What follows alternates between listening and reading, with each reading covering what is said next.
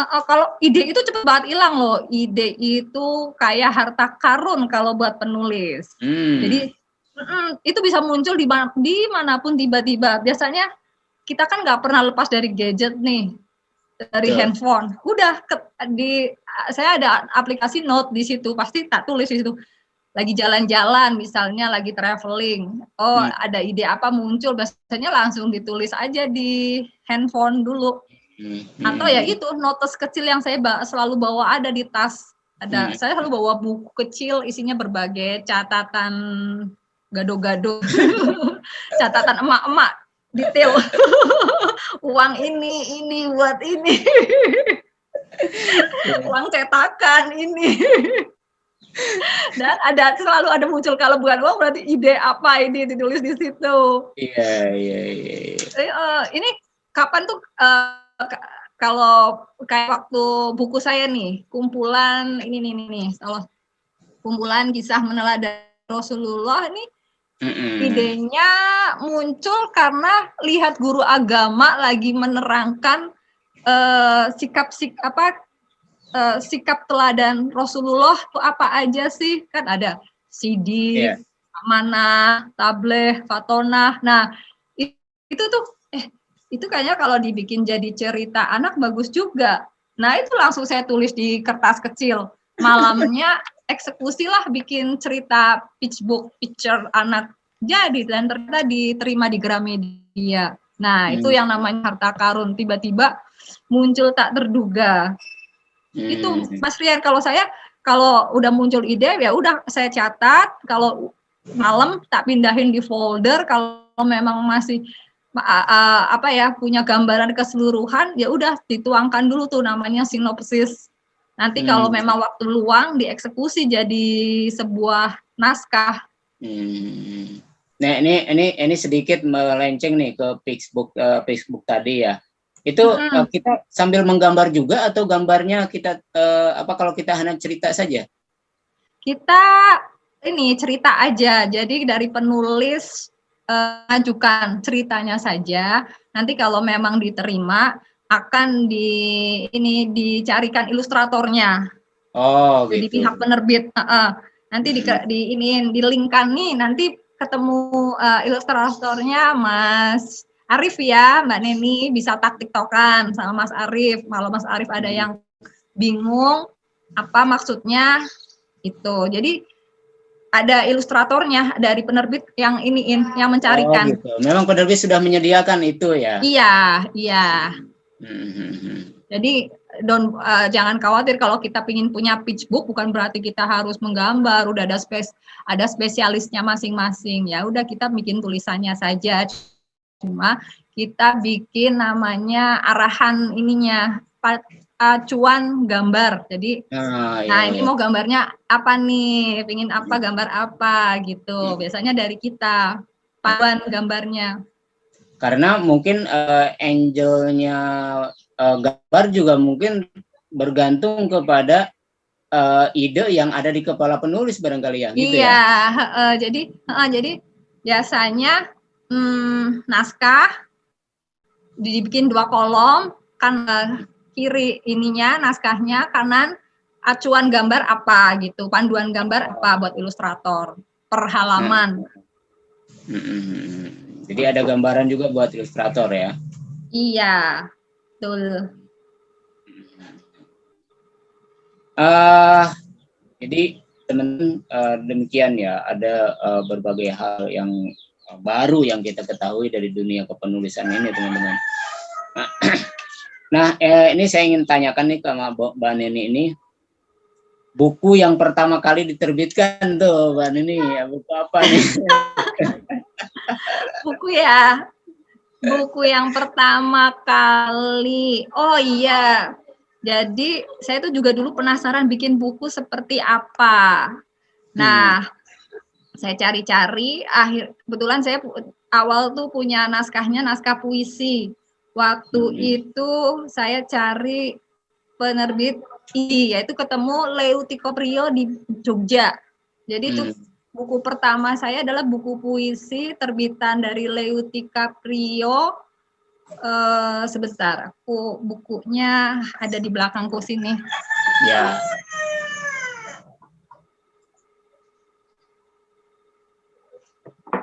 Nah ini, jadi ini buku yang awal. Romansa 36 judulnya, karena jumlah puisinya ada 36. Ini adalah buku pertama yang berasal dari rasa penasaran saya, buku tuh kayak apa sih, ternyata seperti ini. Dibimbing waktu itu sama pihak penerbitnya Leutika Prio dari Jogja. Nah setelah itu saya mulai coba-coba nulis agak panjang. Itu terbit mayor. Awal tuh Leutika Prio itu penerbit itu terbit mayor, indie, self publishing. Kalau yang pertama kali mayor akhirnya bisa nerbit, yang diterima adalah novel. Ini novel. Iya, novel ketika romance mulai story. Ketika Ini. mulai mencintai judulnya. Jadi sebenarnya saya bukan waktu awal tuh lebih banyak menulis cerita pendek-pendek. Tapi ada salah satu teman, coba kamu nulis panjang, dicoba deh. Nulis panjang itu sama kok sebenarnya saya nulis cerpen, hanya itu saling berhubungan, berkesinambungan, dan saling berkaitan. Kalau cerpen kan langsung satu selesai. Tapi kalau ini bab 2-nya kamu masih nyambungin di bab 1 gitu. Jadi coba iseng. Waktu itu masih trial nyoba di Kompasiana.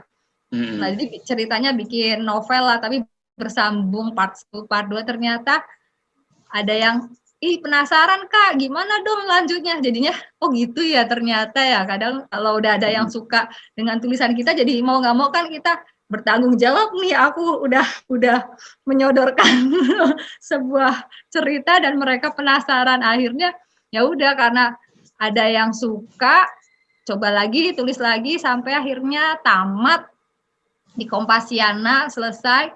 Nah, ada temen, ada info waktu itu, apa sih, Kino Media Writer ya, agensi naskah, banyak lagi cari naskah novel. Nah, salah satunya naskah yang saya ajukan ya naskah ini, Ketika Mulai Mencintai ini. Ternyata langsung berapa ya, cepet kok, itu 1 bulan di ACC diterima. Nah, bahkan ada lagi nggak naskah-naskah lain, coba dimasukkan.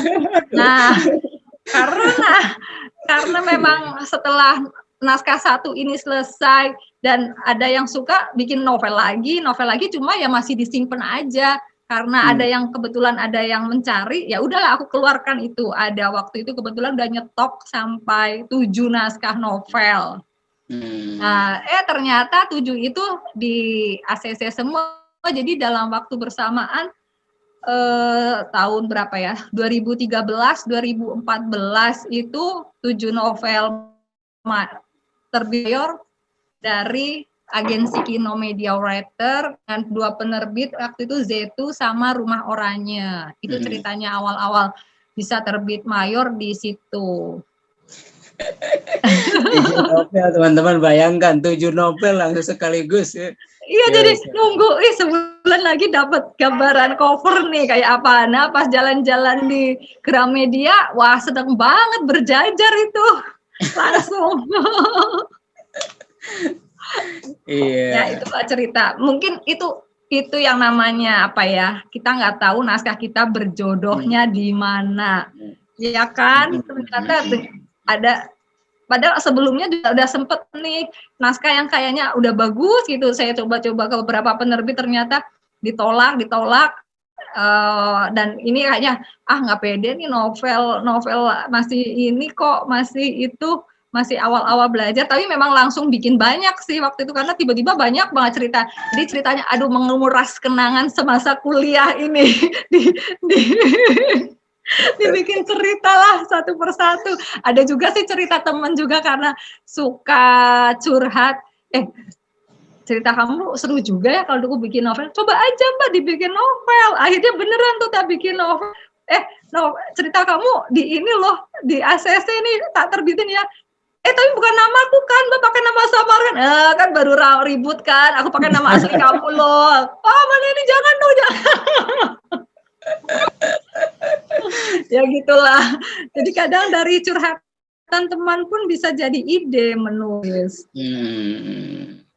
Itu Mas Ian, kalau novel yang mayor pertama ya itu tadi, Ketika Mulai Mencintai ini tadinya dapat idenya karena dari lagunya siapa ya, Savage Garden waktu dulu masih suka lagu-lagu orang luar negeri gitulah. Iya. Itu kan pertama kalinya di Kompasiana ya, dimuat di Kompasiana. Ya, pertamanya di Kompasiana. Tapi pas terbit jadi novel itu banyak revisi sih, jadi nggak sama persis yang di Kompasiana. Oh iya. Kalau di Kompasiana sendiri yang sudah diterbitkan di blog itu boleh saja kita terbitkan berupa buku. Boleh, kan itu milik pribadi kita. Oh, milik pribadi ya sebenarnya. Iya, pribadi kita. Itu Kompasiana kayaknya nggak mengikat, kalau udah di Kompasiana nggak boleh diterbitkan di mana. Enggak kok, banyak juga yang pada terbit. Oh gitu. Itu Kompasiana itu blog aja ya, blog tempat kita. Blog aja, iya. Sosial media juga ya. Jadi teman-teman nggak masalah ya yang sudah kita terbitkan di media, khususnya di Kompasiana ya. Mungkin kita nggak tahu kalau di tempat lain bagaimana Mbak Nini, tempat lain di blog-blog lain. Kayaknya kalau masih selama tulisan pribadi, terus kita mau terbitin atau tawarkan ke penerbit lain, nggak apa-apa tuh Mas. Oh, nggak apa-apa ya. Iya, nggak apa-apa.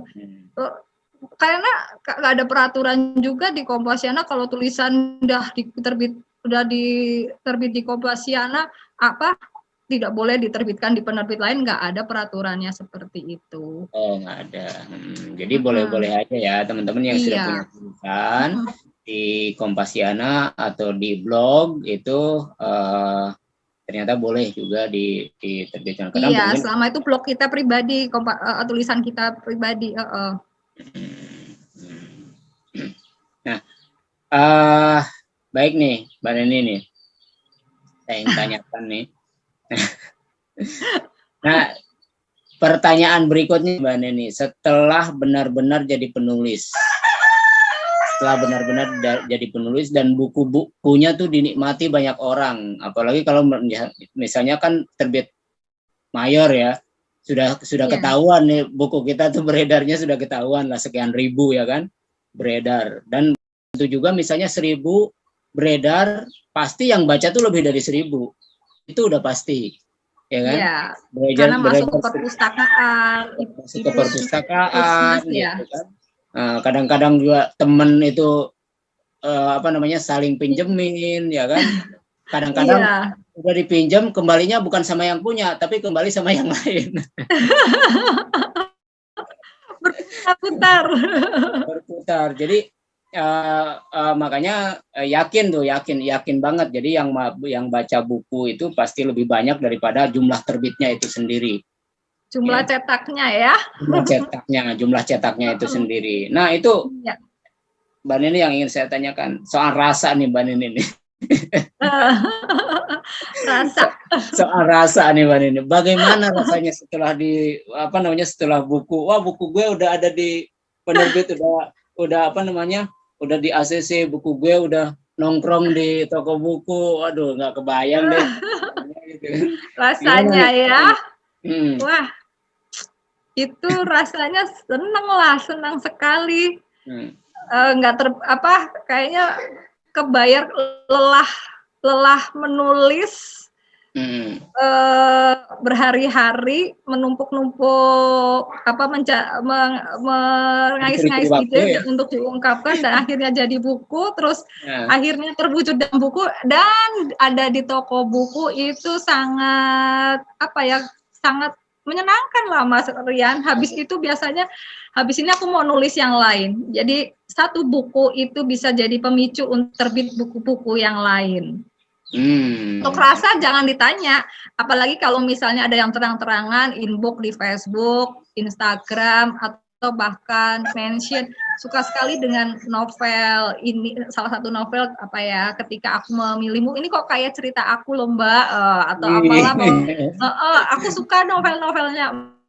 Habis ini ada buku apa lagi Mbak, atau ada yang izin Kak novelnya dibikin resensi ya, ada tugas sekolah. Nah itu kan apa ya, kita senang ya, maksudnya kita udah berbagi sama orang lain, menyenangkan orang lain tanpa, kadang bukan harta apa yang kita keluarkan, tapi sebuah pemikiran. Itulah, ya pokoknya senangnya di situlah, saling jadi apa yang jadi pemikiran kita bisa diterima sama orang lain, bahkan bisa jadi walaupun hanya sekedar menghibur atau belum menginspirasi, mungkin menghibur, itu sesuatu ya, oh begini toh ya menulis ternyata ya, menyenangkan juga.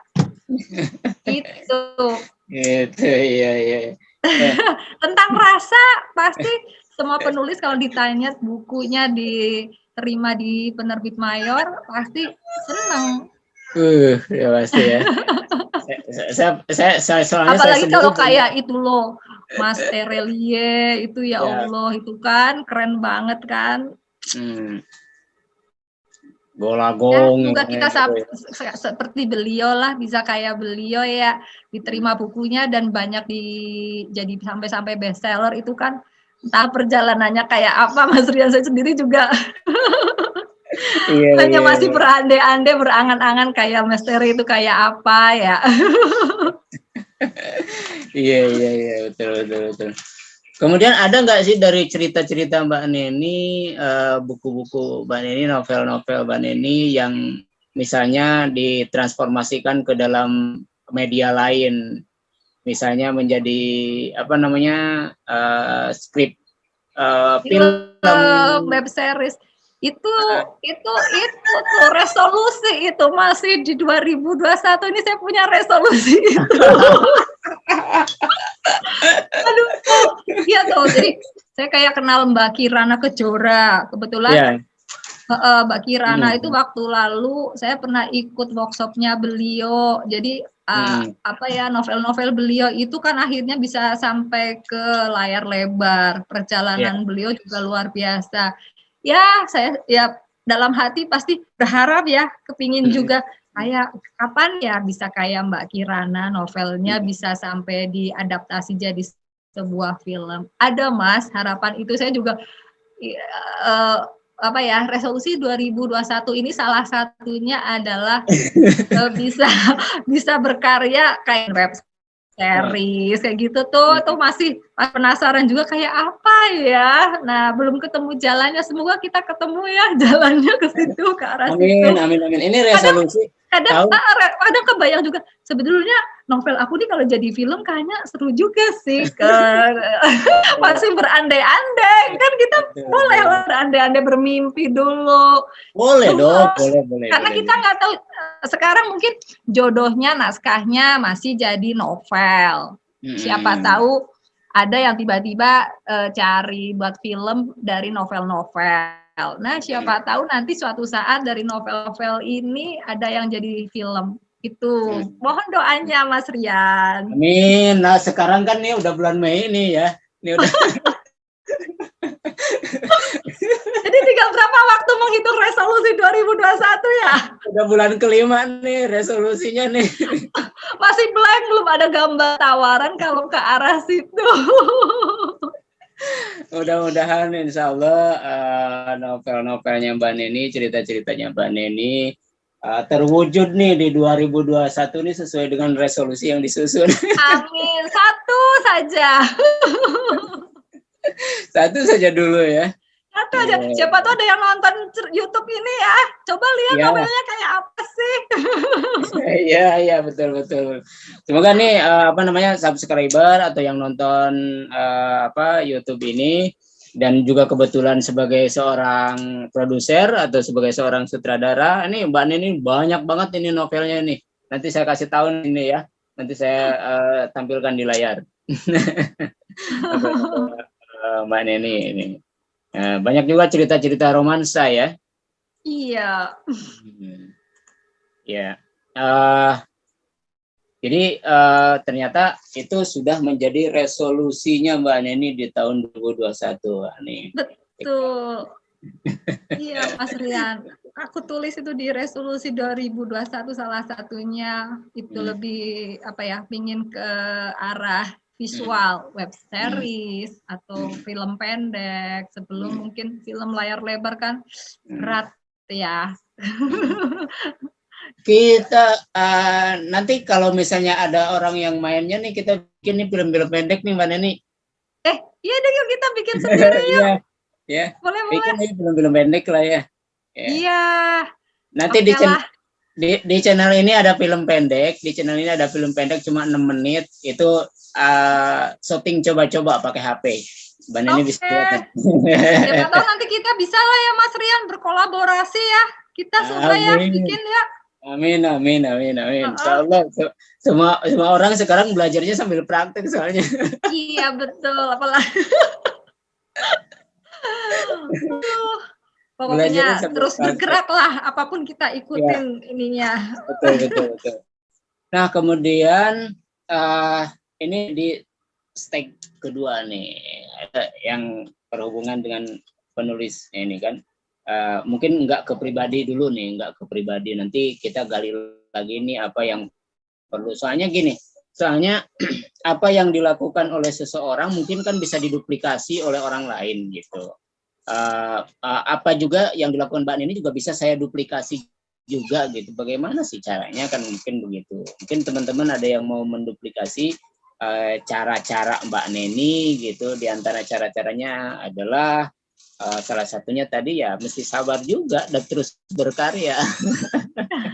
Iya Kak. Nah, ini Mbak Neni nih, saya ingin pertanyaan nih yang agak mungkin nyeleneh sedikit nih.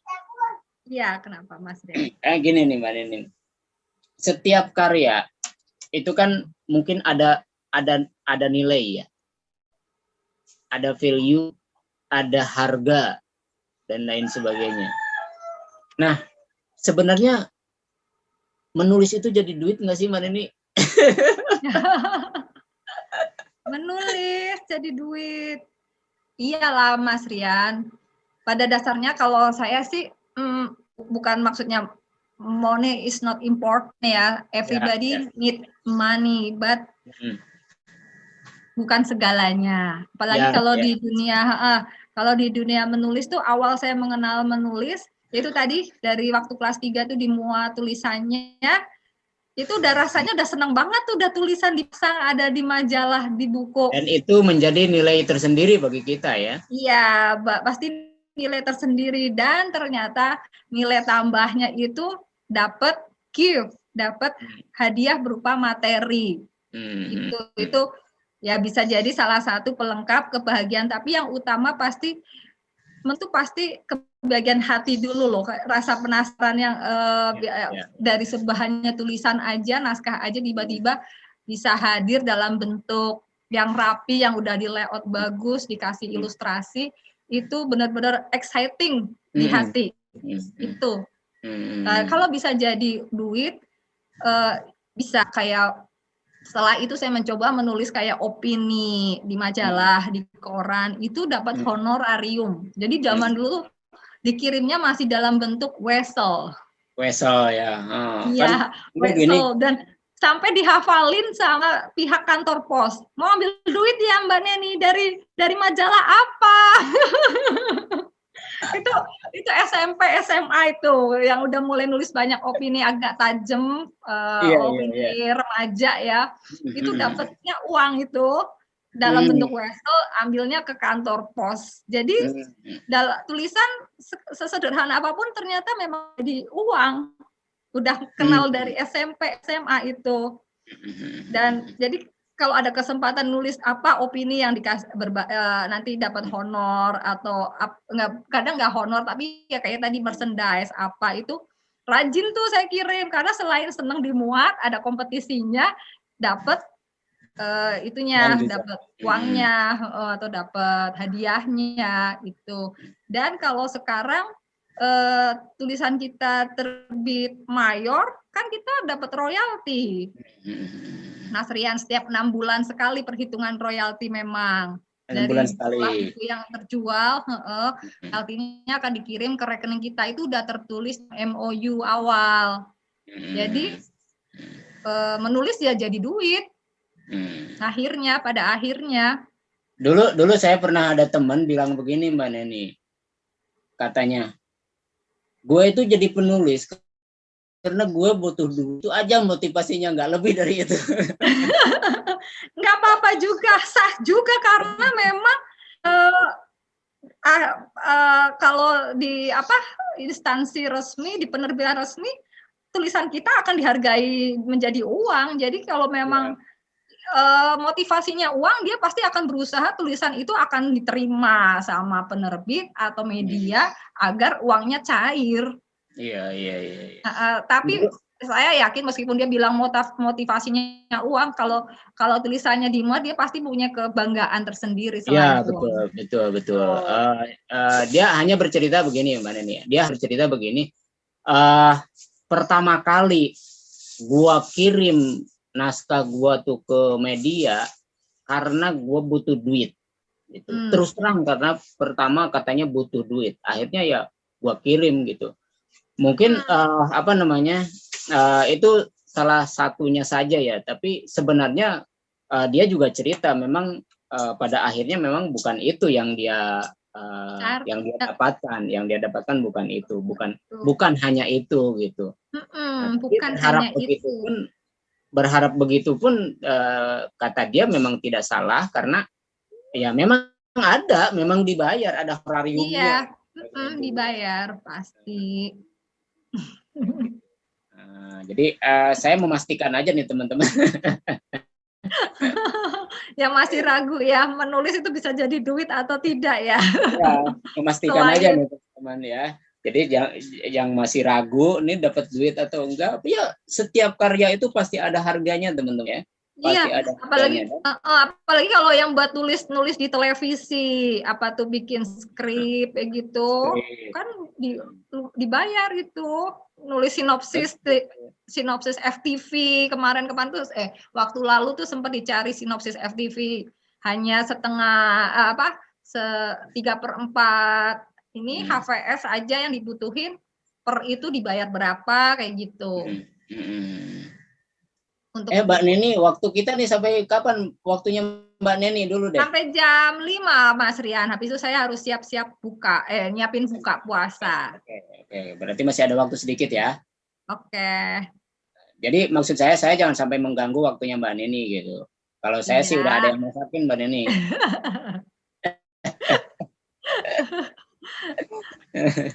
Oke. Mbak Neni, ini saya ingin bertanya juga nih, salah satunya ini. Tentang ide tadi nih Mbak Neni. Iya.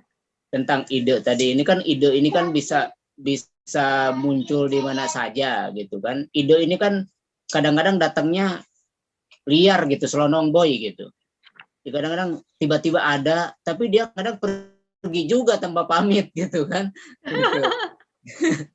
Nah, tadi sedikit sudah Mbak Neni gambarkan ya tentang bagaimana kalau misalnya mendapatkan ide gitu. Saya ingin mendapatkan lebih ini lagi Mbak Neni, lebih runut lagi gitu. Kalau kita mendapatkan ide gitu kan, bagaimana cara mengelola ide itu yang kemudian akhirnya bisa kita wujudkan menjadi sebuah tulisan nih Mbak Neni.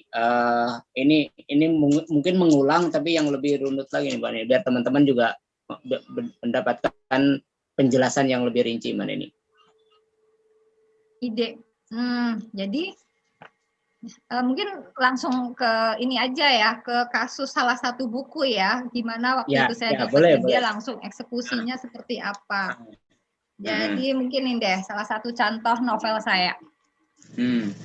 Ini judulnya Karena Aku Memilihmu. Ide ini muncul waktu saya kebetulan dapat tugas waktu itu masih di Samsung ke Medan, perjalanan ke Medan. Nah, itu kan kunjungan satu tempat ke tempat lain, termasuk salah satunya wisata kan ke Danau Toba. Nah, di situ tuh muncul ide, ini kalau dibikin cerita novel Danau Toba jadi background